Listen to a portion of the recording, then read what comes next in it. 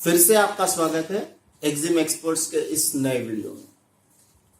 आज के टॉपिक में हम डिस्कस करेंगे कि एक मर्चेंट एक्सपोर्टर जब पहली बार किसी सप्लायर से डील करता है तो उसे क्या क्या चीजों का ध्यान रखना चाहिए, या तो how to deal with supplier for the first time.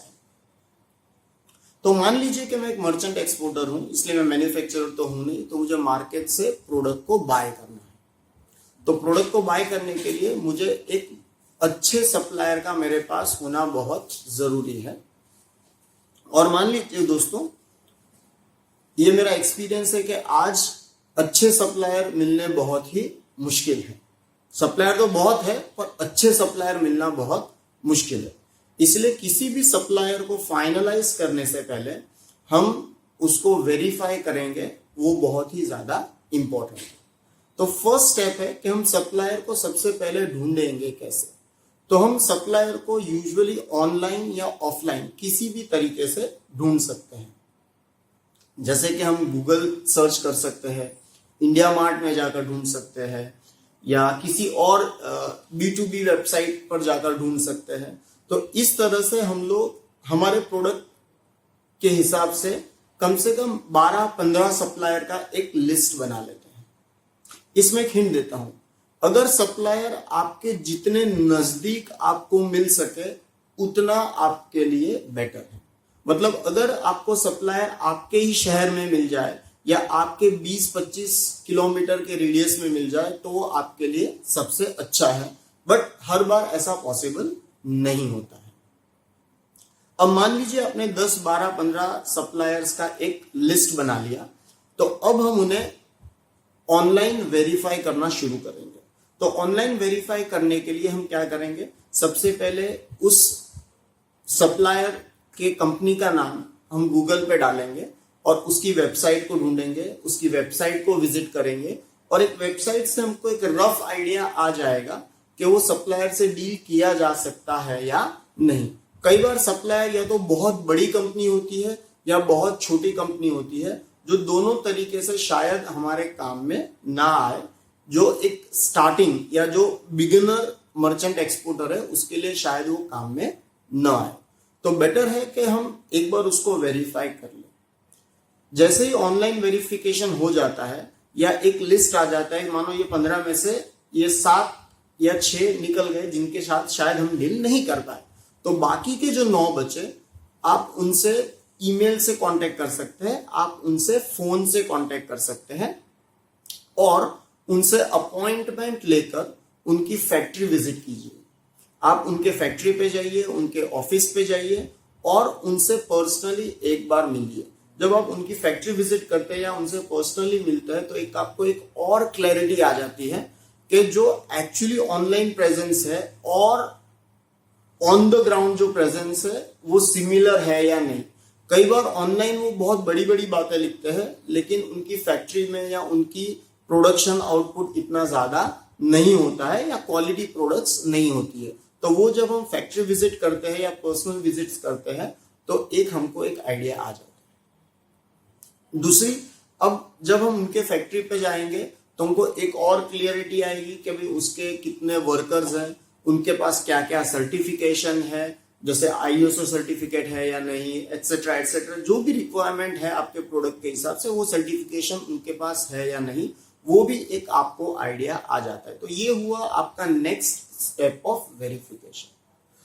वो सब भी क्लियर होने के बाद आप उनके प्रोडक्ट्स की रेंज को देखिए, परखिए, समझिए, उनसे सैंपल्स मांगिए और आपके रिक्वायरमेंट के साथ उसको मैच कीजिए। अगर आपकी जो रिक्वायरमेंट है उसके साथ अगर वो मैच हो जाता है तो आप नेक्स्ट स्टेप के लिए आगे बढ़ सकते हैं। और वो नेक्स्ट स्टेप क्या है, आप उनसे टाइम ऑफ डिलीवरी के बारे में, प्रोडक्शन कैपेसिटी के बारे में, ये सारी चीजें में डिटेलिंग में जा सकते हैं। वो डिटेल्स भी मैच होने के बाद या हमारे कन्वीनियंस से आने के बाद अब हम उनसे ऑर्डर्स की यानी कि नेगोशिएशन, प्राइस नेगोशिएशन की बात शुरू कर सकते हैं।